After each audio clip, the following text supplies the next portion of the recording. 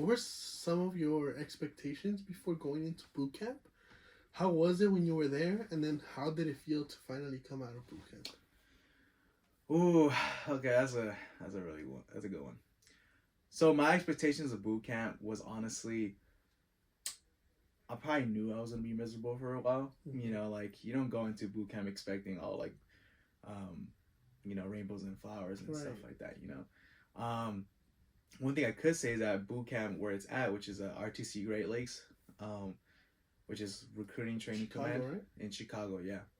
So I didn't expect much. I expected as the worst because I'm not gonna lie, like you don't expect it to be nice. So that is my initial expectations when I was going into boot camp.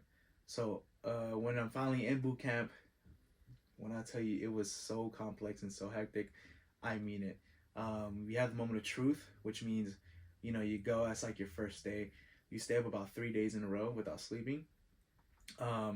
You have a sense of, you have a sense of urgency because you're consistently getting yelled at. You're getting sent here and there. You're going to different places. You got to go to medical. You have to go through this whole process. Everything's rushed. How like, hey, yes, everything's rushed. People screaming at you. So a lot of people, that's why they call it the moment of truth. That's when you know and realize what you got yourself into. You're like, damn. Because at the end of the day, boot camp is a total of 10 weeks. 11 weeks in total because you have a week. 0 week, right? Or something like that? Yeah. We call those P days because they're called processing days. Okay. So on that one, they're basically getting all your paperwork done. You're going through medical. You're getting all these different types of shots to prevent you getting sick. You're going through all this eye testing, joint testing. Everything you could possibly think is there. So blood pressure, everything.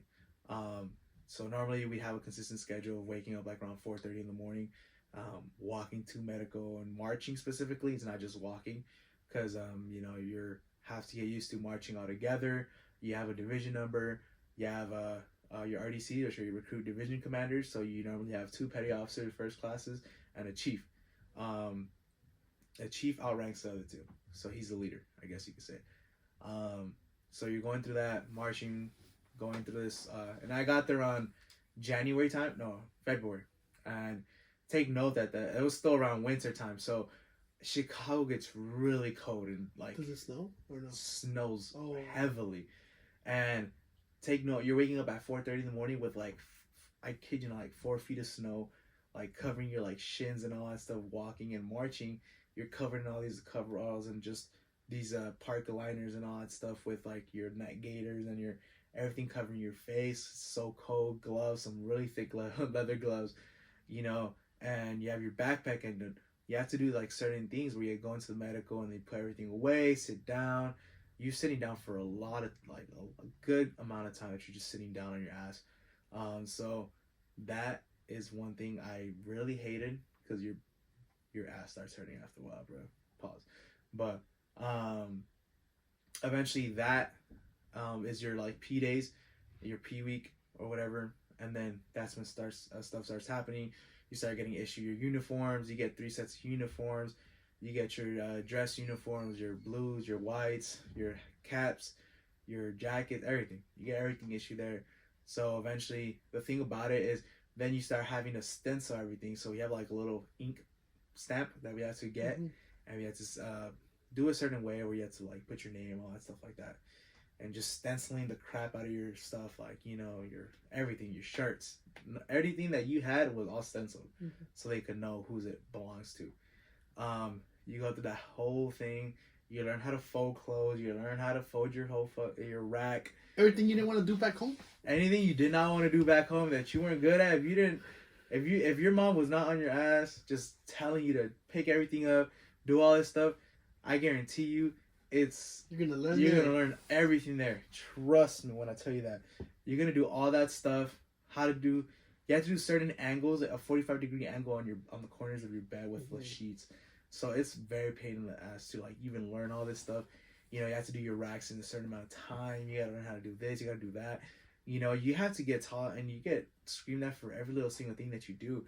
And eventually every morning you'd wake up, you all line up in front of your racks with your rack mate if you were top or bottom rack, ready to just dressed up and everything. You have to shave in the morning every single damn time. You gotta make sure your everything was perfect, because eventually when we leave the compartment, there's inspectors that will go in and inspect everything. So they go into your racks to make sure everything's folded correctly, stenciled correctly, folded correctly on top of your bed. If something was off, they would get your rack, destroy it, and literally throw everything out of your rack, and literally You have to redo it. you have to redo everything. And they'll give you specific hit points, which means, so every division is graded on points, and the higher points that you have, the better. Mm-hmm. So the lower points you have is bad. So eventually they grade you on all that. They give you points, hit points, and they write in front of the door that there's like a little log that they're like, oh, this is what's wrong and all that. So eventually when you come back, and if it was your rack that was messed up, you better hope to God you're ready to work out, because they're gonna work you out. You know, you only eat 3 times a day. You have 10 minutes to eat every single time. So you go into your line and you have to wait there at attention, you know, walking. It was very, how do I say, it was very like depressing vibe at the first week. It was, at least, you know, you're like, Jesus Christ, everyone's having the same mentality. Why'd I do this? Why'd I get into this thing? I should have never done this, you know. But should have listened to my mom. Yeah, like, I should have listened to this person, this and that. But eventually, as you go down the line, you will eventually get used to it. Get used to it. You end up making your friends in your division, the people that you hang out with, the people you click with. Right. You know, and those people will help you out through the boot camp a lot. Like, they will literally, you'll be laughing with them, you know, getting exercised with them because you guys did something stupid, you know. But at the end of the day, it was it becomes a certain set schedule, because when I tell you everything is planned out from day one, it is planned out from day one. So there's a specific folder in their office, which we snuck into a couple of times. We're not supposed to, you know, but you know, there's a specific schedule there that was literally from day one to the day you graduate. So everything was planned out. So eventually, we'd always count down the days. We look at what's next for the day, you know, stuff like that. So we'd always have expectations. We have PT like 4 times a week. So you're just basically like working out, running, swimming. You have to go through all these different things as well, especially swimming qualifications. Since it's the Navy, you have to force me know how to swim. And I personally feel like a lot of people go in without knowing that they need to swim for some weird reason. Did you know how to swim before you went in? I did. Okay. So I was fine, but they're very strict on swimming over there. Like, if you mess up a little bit, they'll take you out and they will go to put you in remedial swimming lessons. How was it jumping from the highest point? Oh, Jesus Christ! When I tell you, I'm personally like afraid of heights. Mm. So especially when you go up there, you wouldn't think, like, you look at it, you're like, it's not that high, like, it's not that, like, you know, it doesn't look that intimidating. But once, it depends on your height too, because once you get up, and if you're like 6 foot, you gotta add 6 foot to that little view that you're looking down from, you know, kind of thing. So it looks even higher than you're like, oh crap, because now you have to jump off of it. And eventually, it's funny because the way they do it is you go up, and eventually you line up. There's 2 boards, and there's gonna be an instructor behind you, and normally it's a chief that does it. And they'll literally tell you, walk up to the front. You walk up literally to the end point of that little plank, and then they'll literally tell you, when I put my hand on your back, that means I'm gonna push you off. So once you're just waiting, once you feel that hand getting on the back of your back, that's when you know it's about to go down. You're about to jump off. And the thing is, you can't back out. You can't be like, nah, I can't do this. You know, they'll push you off if they know that you're resisting. They will push you off. And once you do that, you gotta have to, like, your hands ready. Put them across like this, so that way, you know, water doesn't go up your nose and all that stuff. You dive in, you go back, you have to swim up, and you have to swim for about 500 yards. So. After that. Yeah. So you do that, you go swimming, and if you fail or they see something's off about your swimming in that aspect of the whole trial, they will take you out and put you in remedial lessons. So if, let's say, you messed up once, they'll put you in there, bro. And you'll hate it because now you're learning how to float. You're learning how to swim. You know, no one wants to do that. You know, no one ever wants to do any of that. But that was how it went with swimming lessons and stuff. But like I said, through boot camp and all that, it gets better. You make friends. You go through all these different trainings and lessons that you have to go through. There's a lot of time also spent just in the classroom learning things, you know. And there's a lot of tests that you have to do as well. You have like 30 minutes to do a test of like maybe like 80 questions. Mm-hmm. It's not bad, you know. But you have to know and study your stuff that they give you. They give you like a certain book that you have to read and know all your questions about. So you know what's something about like the military that I did not know? What? I thought that your contract started as soon as you get shipped out, but I recently learned that that's not true. It starts until after boot camp, until you start your classes. Is that correct? That is not factual. No? Your contract starts the day of that you sign in. So, Really? Yeah. I was surprised too because I thought that's how it worked. But that's what I was told recently. So the thing is, it does start when you like go, Mhm. you sign your contract, you get shipped out. The day you get to boot camp is the day you start your contract. So once you get there, that's 1 day, 2 days, 3 days, you know? Because at the end of the day, then they can't pay you if you're not actually starting your contract. You get what I'm saying? Oh, that makes sense. So you're getting paid as you're in boot camp. Right. So that money's accumulating as you're going. But the thing about it is that you pay for a lot of the stuff that you're getting like over there. Like the things that you're getting issued, you pay for. So you have to do. So by the end of the whole thing, you have like a total of like $800 in your bank account, Oh, like, wow. which sucks. But it's all the stuff they took away because the C bag, which is like that big green bag that you see that everyone has in the military, that thing itself costs like $500. Wow. And it's a bag, bro. Like, you know, I'm like $500 for a bag. Like, that should have just got a Louis Vuitton or something at that point, bro. Like, you know, I would have gotten a Ross. like, But so that's crazy because a friend of mine who went through the whole process like you did in the Navy, and they recently told me that once you get injured, you have to still stay there, heal up, and go through the whole process again. okay. Right? So, thing about that is, they give you that certain option. So it depends on your injury. So they have a certain building for that. I think it's ship 5. So those are for people that are either separating from the Navy or military branch, or that injured. So if you're injured, like let's say you broke a leg. Actually, this is a true story. I was getting there's this thing called a duty van that people that are already in the military are driving you around. You know, they're driving the recruits around, like, you know, Yeah. point A to point B, because you know you can't get there by yourself, kind of thing. You know, so you get sent off.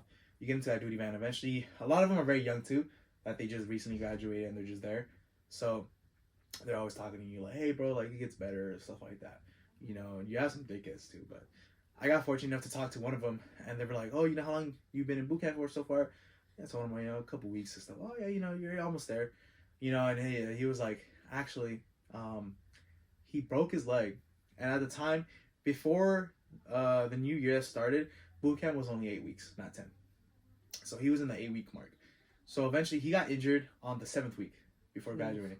He broke his leg, and he either had the option to go home, because they'll give you the option to go home, because if you break your leg, they're not going to forcibly keep you in there for about like months. Like, they can't do that. You know, at the end of the day, it is a military, but they will let you out for certain things. You know, so they give you the option. They gave him the option to either leave or stay and recover. He decided to stay and recover. Kid you not, he was in boot camp for a year total of being in that same area, that same place. And in my head, I'm like, Jesus, did you not?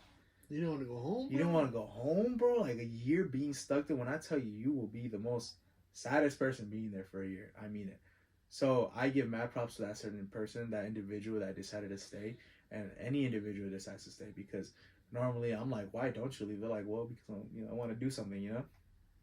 So I give him mad props to that. And he was in boot camp for a year, recovering, and eventually they just put him in a division to graduate, because they see that, dude, he's been here for a year. They're not gonna be assholes and, like, you know, tell you to finish it. You know, they put him. He was about to graduate. He graduated, and he was out. So necessarily you don't have to stay. They will offer you the option. And for those that a lot of people get separated because they can't do it. They mentally not fit anymore. Yeah. They ended up getting depressed. Some people start hurting themselves. It's a very serious thing. Like, you know, someone actually broke their teeth on purpose to get out. So it's very extreme, and a lot of people take an extreme measure to get out because it's not a normal job where you'd be like, hey, I want to quit, and you get out. Yeah. Or like you clock in, you clock out type of thing. You know, it's like 24/7. 24/7 for those 10, 12 weeks that you're there. Yeah, for your whole contract. Yeah. So you can't just quit and dip. If you do that, then that's considered you're deserting and you go AWOL. You know, you don't want that. they won't go find you. They won't go be like do a whole manhunt for you. You know, they will normally just let you go, but eventually you're gonna be marked as AWOL. And eventually, if you get stopped by a cop or something, and if they see that, they pull up your record that you're an AWOL, they have the ability to arrest you and send you back. Oh, wow. And that's when you get punished. And normally that's either jail time, or if you just went AWOL for a day, you just probably get discharged. You know, which is not a good thing either. But you know, it's better than going to jail. Yeah. Okay, that makes sense.